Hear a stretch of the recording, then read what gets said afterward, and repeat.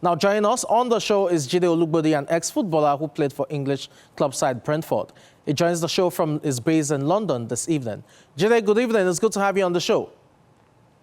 Good evening. I'm happy to be here as well.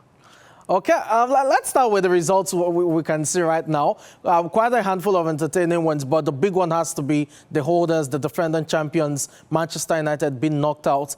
For Super Eagles fans and Nigerians as a whole, definitely a good delight to see one of ours, talking about Calvin Bassey, putting in a decent shift and more importantly getting on the score sheet as well. But for Manchester United fans, it is yet another woe for them as they're now out of the competition completely.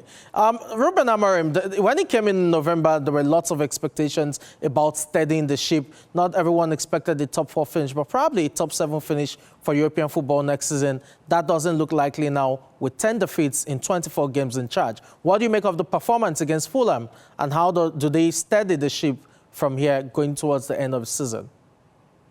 Well, traditionally, the FA Cup is always full of upsets, and we expected a game like that. It was a Premiership, clash, but it's still the FA Cup. There's the thrills, the excitement, and it's the biggest knockout competition in the world with its tradition. So you knew the game was going to be like that. Like you said, Bassey got on the score sheet. United rallied around. They came back and went into penalties. When you go into penalties, it becomes a lottery, as you can see. But for Amorim, I think I listened to him after the game. He said the goal of Manchester United is to win the league at some point in the future. Whether he's going to be around for that, it's still up in the air. There have been several managers that have come before him, and it's still the same old song, as they say. So we've talked about Manchester United. I think the structure above is still not great. I know they have to sell now again to bring players in. You have players with different styles on the pitch as well, and they buy more of individual players, not knowing whether they'll fit into the team or not. So there's still that, it's a whole, cathedral in there. And unless someone steadies the ship, they need to press a reset. You know how your phone begins to malfunction, or you have a decoder or something not working well, you press a reset and start again. I think that's where they've got to go now with Amorim as well. Okay, talking about the reset at Old Trafford, there's so many angles to this. Yeah, looking at the coach who was brought in November, this is just March 3rd precisely, and you now have, calls for his dismissal, considering how woeful the results have been. 10 defeats in 24 games, 6 of those 10 defeats have been at Old Trafford, as against Erik ten Hag, his predecessor, who had to lose 10 games after 55 matches. Again, the stats are definitely damning for the Portuguese. You talk about the reset. Is it from the playing personnel, the technical crew, Ruben Amorim right now, or the management itself in terms of sporting director and probably even the owners? We know quite well that Manchester United fans have called for a change of ownership over the years. What exactly is the reset that you expect at Manchester United, especially into the summer, so that they can't kick off next season on a very good note? Yeah, I mean, the first thing is you don't have time in football nowadays. So you can see people hailing him as the Messiah a few months ago. Now everybody's calling for his head. He's got to live with that. I don't believe, I've said it, the kind of way he wants to play and the players he has, I don't think that is going to win him a Premiership. I honestly, I stand corrected. But when you're playing in the Premiership, it's fast, it's strong, it's technical, as well. You're not going to play with the 3 at the back, 2-man midfield, and with aging legs as well. I think that's the first thing he needs to do. He needs to respect the Premiership. If you don't respect the Premiership, as Ten Hag found out, you're going to be, with your P60 or, at the end of the day as well. And another thing that's got to come is from the top. United can no longer attract the best players. When you look at it, I mean, what's the biggest transfer they've had in recent years? The best players don't think they want to come to Manchester United now, because it's not just attractive. You're playing Conference League, European League, you're not winning any cups, you're not fighting for the title. So that's another thing they have to do. And I think what needs to start at the top is they need to be clear what they want to do. Liverpool, you can see Liverpool, it was a smooth transition from Jurgen Klopp to Slot. They know what they're doing. I've talked to some of the guys working in the departments in Liverpool. I actually have playmates that we play together that work with Manchester United as well. And the thing is always there's a lot of red tapes, blue tapes, green tapes in Manchester United. They're still, old school when it comes to recruitment. Tottenham, Liverpool, on the other hand, they identify the player they want, they do the analysis, and they go for the player. So they've got to start picking the players that suit, the will. So not buy individual players, that may not fit. You look at Alex coming in from Holland, you look at Lukaku, you look at different players in there. I mean, it's a whole thing that needs to happen from the top. And the focus has got to be on the club side, Manchester United, not individual profits as it were at the moment. Okay, let's move away from Manchester United and their woes. It means that we would have a new champion in the English FA Cup as the others are now out of the competition. Let's take a look at other results. Newcastle United against Brighton hove Albion. On paper, you would have expected Newcastle United to get the result and go through, but there was a shocker right there. In recent times, the results have not gone well for Eddie Howe's men. We can all recall the loss to Liverpool midweek, just barely 2 weeks ago, and we know quite well that there was also the dropping in there. What exactly is wrong at St. James's Park? Is it that the players have run out of steam, or there's just, it's just a bit of face that will definitely go by? So when you have, then the final of the Carabao Cup, so they're playing in the FA Cup, they're fighting for European space in the league as well. When you have so many competitions like that, you need a big squad, a huge one. And, it's got to be the quality. When you replace players, the quality must not change. And unfortunately, Newcastle, they're thin on legs at the moment. A lot of players came back from injuries. And so when you go also into extra time during the week as well, then it stretches the players. So you can see the game at the start of the game, they were in control.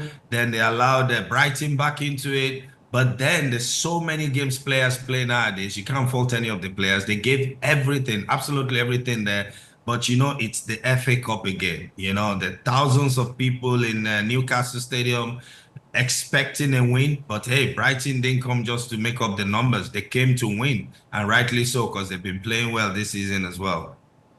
Okay, we'll see how Eddie Howe's men make it count at the end of the day. Remember, the Carabao Cup is one there. They're into the final, and they need to win as well to be able to lay claim to a trophy that they've won under the new Saudi era, if you want to call it that. Now, let's take a look at what the draws look like for the quarterfinal pairings of the English FA Cup. We know quite well that Nottingham Forest against Ipswich Town will be the last spot that will be determined, and the winner will go on to face Brighton hove Albion, the conquerors of Newcastle United. But it's Fulham against Crystal Palace. You have Preston against Aston Villa, Bournemouth against Manchester City, and Brighton hove Albion against Nottingham Forest or Ipswich Town. The winner will get to know later tonight. Looking at these fixtures, really, let's look at them one by one. How do you see it panning out? You have Fulham against Crystal Palace. For Crystal Palace, it's yet to be seen if, their highest goal scorer, Jean-Philippe Mateta, will be fit for this one, considering the nasty clash he had against Millwall in the previous round.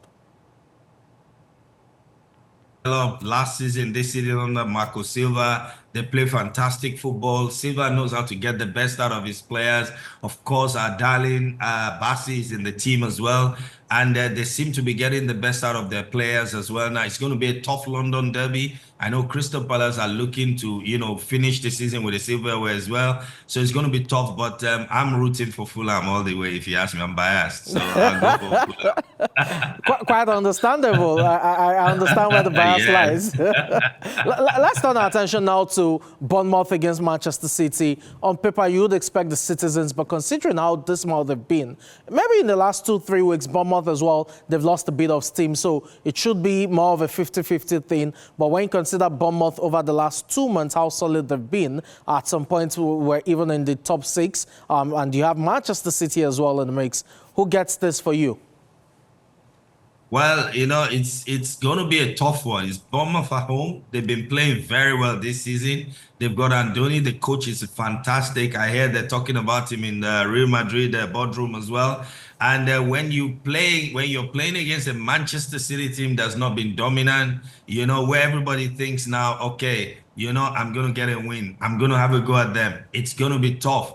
I think that one could go to penalties, but yeah, before they said the joke was that when you're in the tunnel, Manchester City players, they look at the opposition and they go, look, just give us 2 goals and then we'll get on with it. But nowadays, everybody in the tunnel is like, look, we're having a go at this, so it's different, kind of a different Manchester City team. And I hope we get a, Premiership cracker on that one. But I think we'll go into penalties and, once it gets to penalties, it's any person's game as well.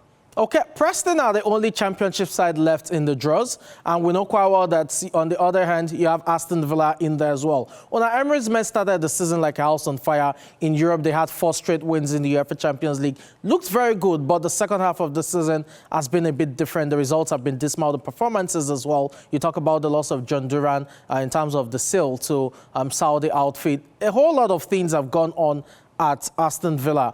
Against Preston, do you think it's going to be a routine win for them, or they may just face a banana peel in the championship side? Oh, yes, you talked about the banana, and I'm right on there with that one, because for a team, to be in the quarterfinals of the FA Cup, this is their own final. So you talk about the final, this is their final. They're playing Aston Villa for a place in the semi-final. They want to go to Wembley, so they're going to drop everything on there. I'm sure they're motivated. Players who train extra. They want to play against a team who's playing in the Champions League. So it's going to be a tough one. It's not going to be a walkover. And I think if they get the 12th man behind them, Preston, they can be a handful to Aston Villa on the day. But they've got quality in there, Aston Villa. They've got fantastic strikers. They've got good midfielders in there. Tielemans is there. You got Watkins, and you got a fantastic goalkeeper, probably, going there as one of the best in the world right now. So, but it's going to be a tough one. It's not going to be a walkover. That one, I think Aston Villa might just have enough to scale through if they can overcome the crowd, because I know Preston people, they will be rooting for their team to win on the day. Definitely a very territorial side, especially their fans as well. Well, Jide Olugbodi, former Brentford player, thank you so much for your time on the show this evening. Thank you. You're welcome. Thank you so much.